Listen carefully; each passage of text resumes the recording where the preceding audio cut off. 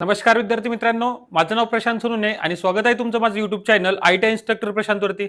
मित्रांनो, आजचा व्हिडिओ खास त्या मुलांसाठी आहे ज्या मुलांना थर्ड राऊंड पर्यंत कोणतंही कॉलेज मिळालेलं नाही. बघा, आयटीआयच्या आता कॅप राऊंड चालू झाले होते आणि कॅप राऊंड मध्ये पहिला, दुसरा आणि तिसऱ्या राऊंडचे रिझल्ट डिक्लेअर झालेले आहेत आणि भरपूर विद्यार्थी असे आहेत की त्यांना तिसऱ्या राऊंड पर्यंत सुद्धा कॉलेज मिळालं नाही किंवा असे विद्यार्थी आहेत की ज्यांना तिसऱ्या राऊंड मध्ये त्यांच्या आवडीचं कॉलेज मिळालं नाही. खास त्या विद्यार्थ्यांसाठी आजच्या व्हिडिओमध्ये आपण डिस्कस करणार आहे की त्यांनी नेमकं यासमोर काय करायला पाहिजे, म्हणजे कोणकोणती काळजी घ्यायला पाहिजे जेणेकरून तुम्हाला कॉलेज मिळू शकतं किंवा तुम्ही नेमकं काय करायला पाहिजे याच बाबतीत आजच्या व्हिडिओमध्ये आपण डिटेलमध्ये एक्सप्लेन करणार आहे. चला तर आजच्या व्हिडिओला सुरू करूया. बघा, सर्वात महत्त्वाचं आधी एक सांगायचं आहे की जर तुम्हाला तिसऱ्या राऊंडमध्ये कॉलेज मिळालं नसेल तर तुम्हाला चौथ्या राऊंडसाठी ऑप्शन फॉर्म भरावा लागेल. आता काय करायचं आपल्याला, चौथ्या राऊंडसाठी काय करायचं, चौथ्या राऊंडसाठी काय करायचं, ऑप्शन फॉर्म फिल करायचा आहे. आता मग ऑप्शन फॉर्म फिल करायचा, ऑप्शन फॉर्म काय करायचं तुम्हाला फिल करायचं. मग आता तुम्ही म्हणसाल सर आम्ही ऑलरेडी फिल केलेला आहे. मग आता जोही तुम्ही ऑलरेडी आधी ऑप्शन फॉर्म फिल केला असेल, पहिले आणि सर्वात महत्त्वाचा मुद्दा हे सांगतो की ऑप्शन फॉर्म मधला जो प्रेफरन्सेस तुम्ही टाकलेले आहेत की जे कॉलेजेस तुम्ही टाकलेले त्या कॉलेजला आता तुम्हाला चेंज करण्याची गरज आहे. आता चेंज करायची म्हणजे काय की बघा, आता तुम्ही इतक्या तिसऱ्या राऊंड पर्यंत आता बघितलं की तिसऱ्या राऊंड पर्यंत तुम्हाला एकही कॉलेज मिळालं नाही, तर मग तुम्ही काय माहितीये का, असे कॉलेजेस टाकले असतील की ज्याचा कट ऑफ जास्त येतो. फॉर एक्झाम्पल, भरपूर मुलांनी फक्त इलेक्ट्रिशियन ट्रेड टाकलेले आहेत, म्हणजे सर्वच कॉलेजला, मॅक्झिमम कॉलेजला, आणि आता त्यांना मिळाले नाही.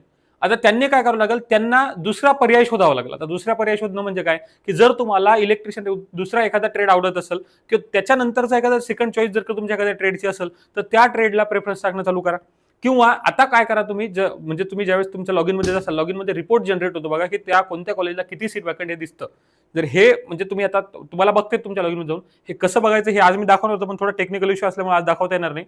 जर तुम्हाला याच्यावरती मग जर का मॅक्झिमम मुलांना जर का माहिती नसेल की नेमकं कसं कॉलेज बघायचं, त्यावरती सेपरेट व्हिडिओ बनवून तुम्ही कमेंट करा मला. आता बघा, महत्त्वाचा विषय असा की तुम्हाला ऑप्शन फॉर्म बदलायचा आहे. मग ऑप्शन फॉर्म बदलायचं म्हणजे काय करायचं, जेही तुम्ही आतापर्यंत ऑप्शन फॉर्म भरलेले त्याच्यामध्ये काय करा, आता नवीन कॉलेजेस ऍड करणं चालू करा. असेच कॉलेज ऍड करा. बघा, कोणतेही धरून ऍड करायचे नाही, असेच कॉलेज ऍड करा की ज्या कॉलेजला लागल्यानंतर तुम्ही ऍडमिशन करू शकता. किंवा जो ट्रेड तुम्हाला जरा समजा एखादा असेल इलेक्ट्रिशियन, नंतर कोणी वायरमनचा प्रेफरन्स असेल एखाद्याला, किंवा दुसरं एमएमई ट्रेड करायचं असेल तर असे ट्रेड ऍड करणं चालू करा. म्हणजे जेणेकरून तुम्हाला काय होऊ शकते, वॅकन्सी म्हणजे वॅकन्सीनुसार सीट अलॉट होऊ शकतं. म्हणजे तुम्हाला एक काम असं करायचं पहिलं की ऑप्शन फॉर्म फिल करणं, किंवा त्याला आपण काय म्हणू, तुम्हाला तुमचा ऑप्शन फॉर्म एडिट करायचा आहे आणि एडिट करून तुम्ही काय करा, हा ऑप्शन फॉर्म एडिट करून काय करा, तुम्ही तुमचे जेही तुमचे ऑप्शन्स आहेत ते ऑप्शन व्यवस्थित भरा. एक गोष्ट लक्षात आहे की तुम्ही चौथ्या राऊंड मध्ये जेही ऑप्शन टाकसाल, तुम्ही जे ऑप्शन तुम्ही चौथ्या राऊंड मध्ये टाकणार आहे ते जर का तुम्हाला कॉलेज लागलं तर ते घेणं कंपल्सरी. कसं आहे, ते कॉलेज कंपल्सरी घ्यावंच लागेल, नाही तर तुमचा आयटीआयचा ऍडमिशन बाद होणार. म्हणजेच चौथ्या राऊंडसाठी एक गोष्ट लक्षात द्यायची की कोणतंही ऑप्शन जर का तुम्हाला चौथ्या राऊंड मध्ये मिळालं तर ते तुम्हाला घ्यावं लागेल. मग त्यासाठी असेच कॉलेज टाका किंवा असेच ट्रेड टाका की जे कॉलेज एकदा तुम्हाला लागले तर तुम्ही घेणारच, असेच कॉलेज टाका, नाहीतर तुमचा अर्ज बाद होऊन जाणार जर तुम्ही ऍडमिशन घेतली नाही तर. मग आता तुम्हाला मी सांगितलं चौथ्या राऊंड, एक तर ऑप्शन काय तुमच्याकडे, ज्यांना कोणत्याही प्रकारचं कॉलेज लागलं नाही त्यांच्याकडे एकच ऑप्शन आहे की तुम्हाला काय करायचं आता की चौथ्या राऊंड मध्ये ऑप्शन फॉर्म तुमचे एडिट करून परत एकदा व्यवस्थितरित्या ऑप्शन फॉर्म भरायचे आहेत, जेणेकरून तुम्हाला अजून तुम्ही कोणकोणते ट्रेड जे तुमची करण्याची इच्छा आहे ते ट्रेड तुम्ही ऍड करू शकता. त्यानंतर अजून एक महत्त्वाचा मुद्दा असा आहे की ज्यांना तिसऱ्या राऊंड मध्ये 1 पासून तर 5व्या नंबरच्या प्रेफरन्स मध्ये बघा, आता मिळालं कॉलेज, म्हणजे ज्या विद्यार्थ्यांना आता आवडीचं कॉलेज मिळालं नाही, मी काय सांगितलं, आवडीचं कॉलेज नाही मिळालं, मग अशा विद्यार्थ्यांनी काय करायचं, ज्यांना आता आवडीचं कॉलेज नाही मिळालं त्यांनी काय करा माहितीये का, सर्वात आधी जर तुमचा प्रेफरन्स 1 नंबर पासून तर 5 नंबर पर्यंतचा प्रेफरन्स असेल तर तुम्हाला चौथ्या राऊंडसाठी, मी काय सांगितलं तुम्हाला फोर्थ राऊंडसाठी ऑप्शन फॉर्म फिल करता येणार नाही. आता काय येणार नाही, कारण जर का तुमचा प्रेफरन्स नंबर 1 पासून 5 पर्यंत असेल, हे मी आधीच्याही व्हिडिओमध्ये सांगितलं ऑप्शन फॉर्मच्या तुम्हाला की 1 पासून जर 5 पर्यंत तुमचा ऑप्शन नंबर असेल तर तुम्हाला चौथ्या राऊंडसाठी ऑप्शन फॉर्म फिल करता येणार नाही. डायरेक्ट तुम्ही कशासाठी एलिजिबल होणार, जर तुम्हाला यापैकी कॉलेज पाहिजे नसेल, समजा आता तुम्हाला 4 नंबरचं कॉलेज अलॉट झालेलं आहे आणि समजा एखादा दुसरा ट्रेड मिळाला आणि तो तुम्हाला जर करायचा नाहीये तर तुम्हाला ऍडमिशन जर तुम्ही नाही केलं तर काय करावं लागेल, तुम्हाला काउन्सिलिंग राऊंडसाठी काय करावं लागेल, आता अप्लाय करावं लागेल. तुम्हाला सध्या तरी काही ऑप्शन नाहीये. ज्या विद्यार्थ्यांचा ऑप्शन 6 पासून पुढे, 6 पासून काय पुढे, ते विद्यार्थी परत एकदा चौथ्या राऊंडसाठी ऑप्शन फॉर्म फिल करू शकतात. मग आता ज्यांचं 4 नंबर म्हणजे 5 नंबर 1 2 3 4 5 पैकी ऑप्शन आहे त्यांनी तर चौथ्या राऊंड करायचं नाही, त्यांना डायरेक्ट काउन्सिलिंग राऊंडसाठी एलिजिबल आहेत.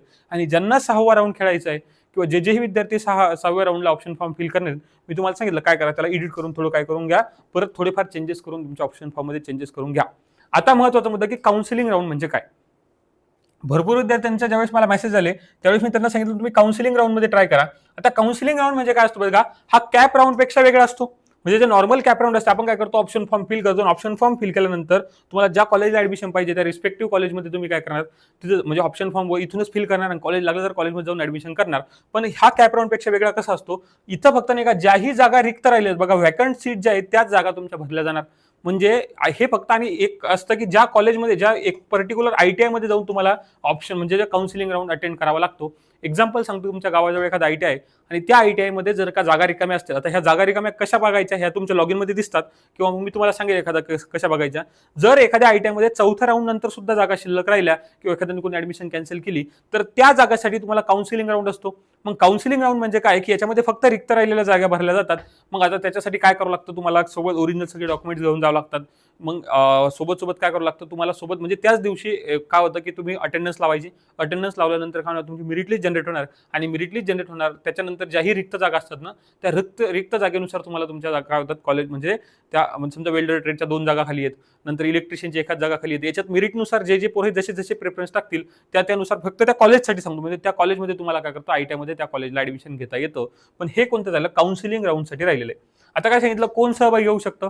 आता काउन्सिलिंग राऊंडचा सुद्धा एक क्रायटेरिया आहे की खूप मुलं असे म्हणतात, सर आता आम्ही काय केलं, ऍडमिशन केलेलं आहे, आता आम्ही काय करतो, ते ऍडमिशन कॅन्सल करतो आणि ऍडमिशन कॅन्सल करून काउन्सिलिंग राऊंडसाठी जातो. तर पहिली गोष्ट, काउन्सिलिंग राऊंडसाठी ज्या जागा असतात ना, या जागा नाही का खूप कमी असतात. काय असतात, खूप कमी असतात. कारण मला सांगा, मॅक्झिमम एखाद्या ट्रेडच्या 2-2, 3-3 जागा उरलेल्या असतात किंवा कधी कधी त्याही उरलेल्या राहत नाही.